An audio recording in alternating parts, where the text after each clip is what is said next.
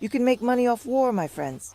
In the archives of the General Staff, there are plans gathering dust. Plans for the complete capture of Kiev, the destruction of Odessa, the destruction of Kharkiv, and the city of Mykolaiv. All of this is just sitting there, gathering dust. The plans exist. They've been there since the very beginning of the special military operation. But people don't believe it. Now people are saying, see, they said it would take 3 days, but nothing worked out. But why do it in 3 days when there's a chance to get a huge amount of money? People who don't know how to make money, who don't understand what money is, will say that since Kiev wasn't taken in 3 days, it means the Russian troops can't do anything. But that's not how it is, friends. It's actually the opposite. Everything is happening precisely to get the money. Getting the money means 1 step forward, 2 steps back, and all of that means more money. And then another step forward, and again 2 steps back, and again more money, and again maybe 2 or even 3 or 4 times more. The actual steps taken by the Ministry of Defense under the Kremlin's leadership, of course, have led to huge profits not only for the military, but also for the presidential administration. Everyone is getting money, everyone is happy. And you wanted Kyiv in 3 days? But why? What would the Kremlin get out of that? What would the Ministry of Defense get out of that? So where's the money's in? Where would they get it then?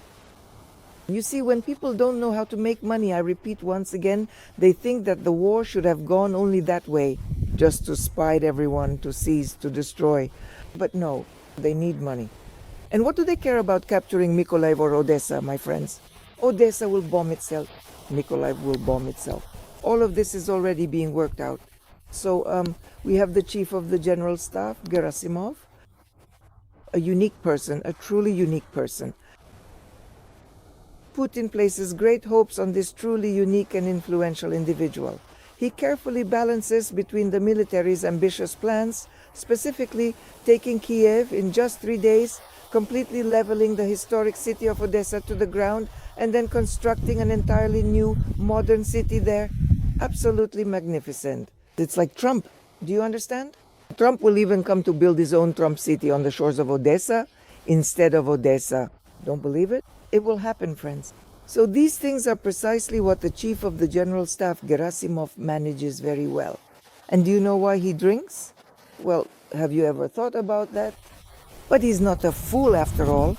He understands, friends, that he would do things his way as a military man. But the Kremlin is like a weight on his leg, on both legs actually. The Kremlin has its own desires.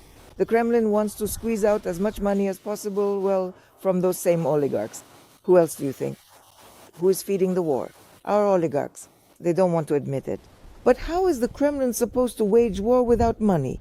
They gave everything to the oligarchs. At one time the oligarchs took everything. And now they're being told to give at least some of it back. So now each oligarch is giving something back, right? Who do they have? Abramovich is their fixer for this. He takes the money and tells them where to transfer it, what to do. Global politics, it's actually something else entirely. It's different and maybe not as interesting for you because you'll just scoff at it. But a person who, let me repeat, doesn't know how to make money will, oh, what a wind has picked up, will scoff and scoff and scoff again. So for all these sufferings of Gerasimov, when he maneuvers between his conscience, between himself and the desires of the Kremlin, he maneuvers, drinks, maneuvers again, and drinks again, drowning, let's say, his inner peace in alcohol. But Putin awarded him the Order of Courage. Everyone was saying, remember, they were saying 6 months ago, a year ago, Gerasimov is about to be dismissed any day now. But no, that didn't happen. Gerasimov is still working. No one is going to dismiss him. Come on, who would want to dismiss Gerasimov? He maneuvers so well. He swims like a fish in water. He carries the burden of the presidential administration and all the wishes of the presidential administration on his shoulders. For this, Putin pinned the Order of Courage on his chest. Here you go. Enjoy it. By the way, any order, especially the Order of Courage, comes with significant financial support. So Gerasimov is maneuvering through things you don't understand. But he will keep maneuvering. He will remain in demand. And who do you think, historically, the Kremlin will later blame for all these devilish mishaps? Who? Gerasimov. And the people will agree to blame Gerasimov, even though he has nothing to do with it. He would have gone on the offensive, but he has nothing to do with it. he is just following the agreements with the Kremlin. The Kremlin is in charge. Or is it the Kremlin? Or is it the Chinese advisor who has been sitting in the Kremlin for a long time, friends? Since 2017 for sure. The Chinese advisor maybe even earlier. Because it used to be all about the Americans. The Americans were there, yes, getting the money. And now China is getting the money. So now the Chinese advisor is sitting there directing these plans. And their goal is also to make as much money as possible. Well, as for your lives suffering, who cares about that, friends? Those are your lives, not theirs, not the lives of their children.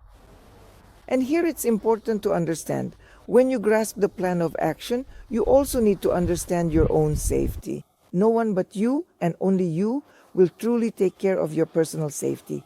Keeping your hard-earned money in a Sberbank account is in fact your ultimate downfall, because all of that money will very soon completely collapse and you absolutely won't get anything back.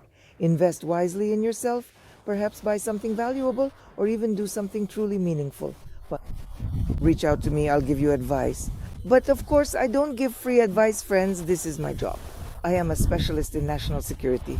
That's why I graduated with honors from the Academy of Public Administration under the President.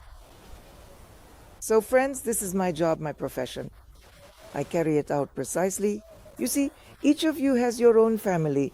Everyone has children. Everyone has a home, or maybe not a house, but an apartment. Everyone wants to avoid being left with nothing. But right now, we are living in a time of looting. The looters have already started. For this, at the beginning of the special military operation 3.5 years ago, all, let's say, mafia bosses and leaders were released from prison cells to form new leaders. And of course, all of these people are connected to the FSB. Mainly, of course, these are FSB officers who infiltrate the mafia. The mafia accepts them. Where else would they go? There's nowhere else to go. It's all the same as before. There's no free space anywhere. The mafia takes them in and starts to control things. Control what? The mafia starts to control political movements within the country. The mafia has its own piece, its own segment that it will control. And it controls and will continue to control looting, theft, and black real estate dealings. All of this will be in the hands of the mafia. That's how it was in Crimea. That's how it's always been. It's never been any different in Crimea. I am Tanya, September 17th, 2025. The mafia is moving on Russia. The powerful mafia is steadily gaining its full rights. This is indeed the life that ultimately awaits us all. So please don't ever skimp on yourself, and certainly don't skimp on your beloved children. Always look for a safe and secure place to hide